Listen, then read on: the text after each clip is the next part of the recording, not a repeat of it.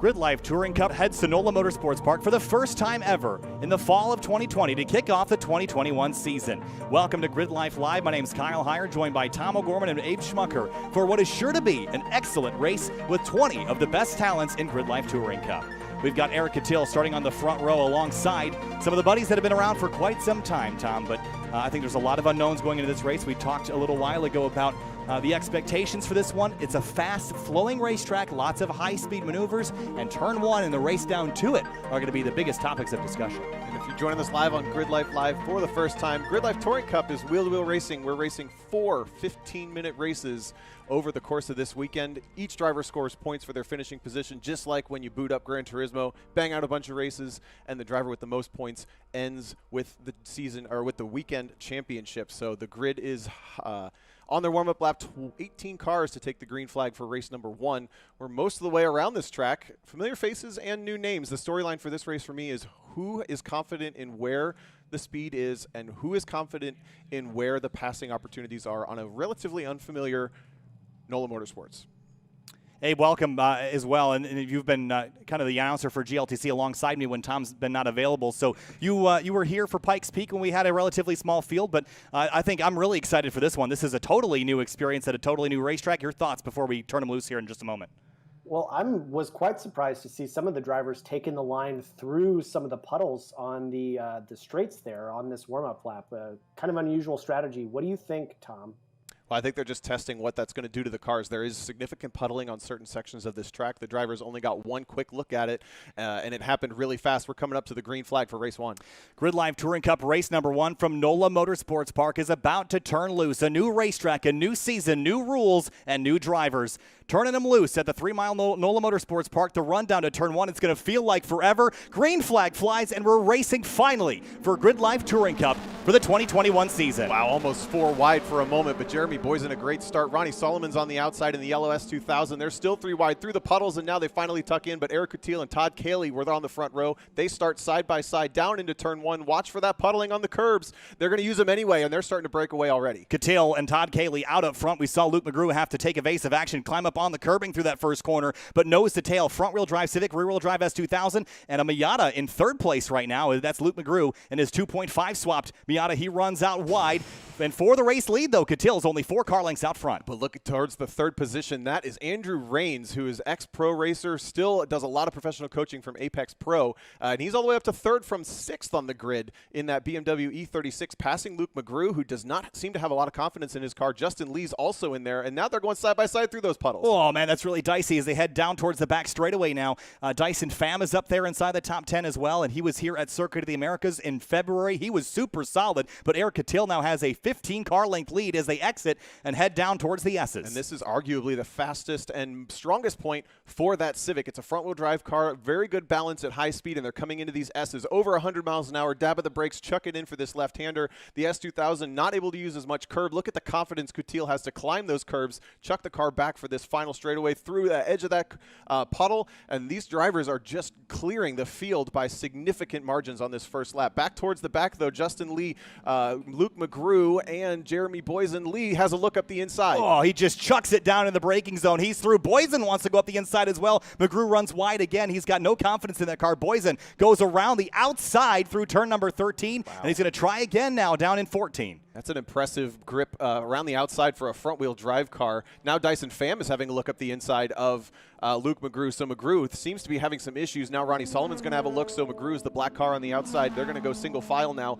But that white front-end Civic EG had to add some weight for this season. We're on the 2021 rulebook for GLTC, but he doesn't care. He gets to break away by about 5 car lengths over Todd Cayley, who runs 2nd. Battle for 6th right now is incredibly intense. Dyson Pham has it. McGrew just lost it. Ronnie Solomon's up there as well. Eric Meadows and McDonald's there. So there's about a 5 or 6 car fight for 6th place right now as Cattell leads the way into the first sector here for lap number 2. Awesome to see McDonald in there, a new driver for GLTC, but a lot of experience. And it's also cool to see Scott Adams made it back out for the green flag. He had a ton of issues through all the practice and qualifying sessions, so that white Integra is in the field down towards the bottom, but he's out there nonetheless. So Cattell, Cayley, Rains, Lee with a great run. Boysen is the top 5. And Boysen, he's having a really solid run so far. McGrew's going backwards. You have to wonder, Tom, is that motor going to hold up? That's the big fear in my mind, is he's put so many of them in there trying to get it to work, and he's been so fast when it does. I mean, it almost seems like he's on rain tires. He just doesn't have the confidence in the corners, but the car seemed fine down the straightaway. We're going to keep an eye on that number 5 car. This is a former race winner. That car is super fast, hasn't always been the most reliable, but something is not right in the McGrew machine. He's holding up Ronnie Solomon still as they're entering the S's, coming towards us. Coutil continues to pull away over Cayley. Reigns is 3rd, so those are the top 3 cars spread out by a bunch, but the race on the track right now for 4th between Justin Lee, Jeremy Boysen, and Dyson Pham. We've got NCMX5, Acura RSX, and Honda S2000. That's a cool battle coming into turn 13. And they're charging down into Justin Lee with the big dive the last time that they went down there. Super aggressive on the brakes, and even behind Luke McGrew as Eric Meadows, who's basically a teammate tucking in behind. And another new driver, William McDonald, in the number 21. I believe that's a Toyota 86. He's running back in about 10th spot right now. He's about to chase down Solomon in the 8th place, number 212. That's Andy Smedgard's car. Yeah. And then behind them is, it looks to be either Scott Robertson or I think it's Scott Adams in the 72 that's jumped up there. He had issues in qualifying. He's running pretty well now. Boysen got around Lee on the last couple corners, but now Lee with a motor down the front straight is going to put Boysen through the puddles on the front straightaway, and they're going to go side by side down into turn 1. You know, I try really hard to pay attention to the way these cars look in every session. Luke McGrew is on his rain wheels, which means he might actually be on his rain tires. I don't know why he would have made that choice, but it worked out for him in previous races. Remember, back to Gingerman, it started raining, and he just drove away from everybody. So he might have taken the gamble, and it might not have paid off this time. Todd Cayley has lost a little bit of ground to Eric Coutil. Coutil a half second faster, so if those rule changes, the rule modifier changes to the front-wheel drive cars did something, I'm not seeing it today. He's crushing everybody right now, but that's Coutil and his talent. 3 wide with Ronnie Solomon and 2 other drivers. That was Luke McGrew and Eric Meadows. McGrew is doing everything in his power, we suspect, on rain tires to stay as high up in this field as he can. So that's 7th, 8th, and 9th. And they were 3 wide tracking out of turn 3, just at the bottom of your frame. Might have missed it, but we're continuing to track with Eric Coutil. But the battles are for 4th and 7th right now. And Boysen and Justin Lee were having a heck of a scrap, and those are very different cars by any count. Dyson Pham, again, showing his strength in his S2000 that he brought to Circuit of the Americas earlier this year. Jeremy Boysen was showing the nose to Justin Lee, continues to run 4th, but now Ronnie Solomon gets a run up on the inside of Luke McGrew into the S's in turn 8. They are side by side, and finally Solomon closes the door. They're just about to enter your frame now. No, that's the battle for 4th just now streaming through, so Boysen still not able to do anything. There's the next battle. Luke McGrew is absolutely a rolling chicane right now. He's got to be on rain tires, and now his teammate Eric Meadows in the silver Miata is going to try to get by him on the brakes. Lunges. Oh, here he goes up the inside, and Eric Meadows has the hole open. McGrew's going to leave it for him, and right behind them, again, that's William McDonald, who's looking super aggressive on the outside. The 72 of Scott Adams. It's 2 wide, 2 deep as they head to the final couple corners. There's another car that's hunting in the background. That is Joel Morrison, who's new to GLTC this weekend. There's a 5-car battle. So now Meadows has been able to get around McGrew. McGrew is the 2nd car in that line. The S2000, the yellow car up front, is Ronnie Solomon. He's starting to drive away side by side between 2 of the local drivers for a moment. Now that is Morrison able to get by, or sorry, McDonald able to get by, and Scott Adams is having a look as well. Yeah, McDonald is charging forward right now. He's up 3 spots. Luke McGrew is down 6 from the drop of the green flag. So Scott Robertson's down 3. Morrison's up 3. Coutil, Cayley have held their front 2 positions. Andrew Reigns is 3rd. Justin Lee 4th. And Boysen rounding out the rest of the top 5. But a heck of a battle going on in the mid-pack. It looks like Formula 1 out there this afternoon. Man, I'm having keeping a close eye on the battle for 4th as well. Justin Lee has been able to dispose of Jeremy Boysen by allowing Dyson Pham to provoke a big fight between those two. So the battle for 5th is on, and Lee gets a little bit of a break as he runs 4th. But that battle with Luke McGrew sparking chaos because he's just on the wrong tire. I think I gotta suspect he's on the wrong tire, and he's causing big problems for everybody. So many drivers told me this weekend that it was going to be difficult to pass here, and I told them, yeah, the drivers are going to probably be frustrated with that, but from the spectators' point of view, they're going to love to watch that battle because when drivers get stuck behind other drivers, it means the racing's close, and even if there's no passing happening, it is super, super tight right now in the mid-pack as they sweep on through the S's here, Tom. So Andrew Reigns leaving your frame now. That's the BMW, and then it's the 3-car battle for 4th. Lee, Boysen, and Pham, and then that the battle has fizzled a little bit for 7th. So that is Ronnie Solomon in the yellow S2000 running 7th. Eric Meadows is keeping up with him. Luke McGrew is still fending off. Whoa, goes for a big chuck around the outside of McDonald and takes the position away. And now McDonald gets to pull away. Scott Adams clears Luke McGrew as well. McGrew is in the white top with the black rest of the body, and now Joel Morrison is going to try to sweep around Dyson the outside. Pham, he's off in turn 13. He's gone for the escape road. I'm not sure if he may be locked up or if he's trying to get out of the way. He comes back on the racetrack, and I think the 72 had to take a little bit of evasive action, but Pham continues, so maybe he just missed the corner there, Tom, but he dropped way out of the top five. And we saw back at COTA, Pham was a little inconsistent. He had one big spin, and he had a couple of mistakes, so that is potentially another mistake for Dyson Pham as he's now down the middle of the front straightaway. Joel Morrison's able to motor by. Luke McGrew is the next car on his radar. Scott Robertson is running down Luke McGrew as well right now, and he's clinging in there in that one-lap Miata. Super aggressive action here. About halfway through this first race of the weekend. We've got 3 more to run. Remember that lap time is what gets you pole for race number 2. Eric Catil is the fastest out there, a 1:52.806. That's one of the fastest laps we've seen all weekend in a GLTC car. That's 3 seconds better than the next fastest car. But look at that train of cars, starting with that is McDonald, Adams, Morrison, Pham, McGrew, Robertson, all nose to tail through turn 3, now into turn 4. We have another car off. That might have been the black. Is it the BMW of Reigns, or was that potentially Justin Lee? On the left side of your screen, rejoined. He's very slow. I didn't get a good look at who that was. We're going to have to take a look and see who that was, but there was definitely a car off and rejoining on the outside of turn 4. They're so far off in the distance, but there's a huge train of cars now working their way towards the S's. They just flashed across the top of your screen. So we're taking a look at some of the drivers towards the back. That is Dai Wynn and Brian DeFries, I think. Yeah, I think you're right about that. So as the field sweeps through the S's now, Jeremy Boysen has found his own room to race in about 5th spot. Then it's Solomon behind him. Eric Meadows is chasing him down in that yellow S2000. But there's that big group you mentioned behind McDonald. It is a train. It was Justin Lee, and now he's got Scott Adams all up underneath the back of that car, hunting back and forth, goes for the outside. He knows this track better than most of the drivers on the field. Big lockup. I have to wonder, did Justin Lee lose his ABS sensor again? He's going to go wide now. That is McDonald shows the nose in the Subaru BRZ. The black car side by side into turn 15. Wow, that was a big moment for Justin Lee. Locked that right front tire up, and the 72 went the long way around. He's through. McDonald climbed up on the curb and got airborne as the 33 is slowing now at the exit of the corner. I think he lost another ABS sensor. He's been fighting that all weekend, stayed up late last night to replace it, and it seems to have failed him again. So now the hard charger of this race, holy cow, Scott Adams up to 7th from, I think, 17th on the grid. And then local friend McDonald is going with him. Joel Morrison clinging onto that battle as well. It's a very unsuspecting car, too. It doesn't look very intense from the outside, but it certainly is quick. We also saw that it looked like Eric Meadows had gotten by Solomon on the front straightaway, so moved Meadows up inside the top 5, Boysen to 4th, and that is partially because Dyson Pham, had dropped outside the top 5. You just got too excited, got you choked up. At the front, real quick, we'll call out Eric Catil. We mentioned we're on the new rules for this season, and he actually detuned that car a little bit more, makes about 180 wheel horsepower now, so it makes less than most of the cars on the track, but he was able to cut close to 100 pounds out of that car with that choice.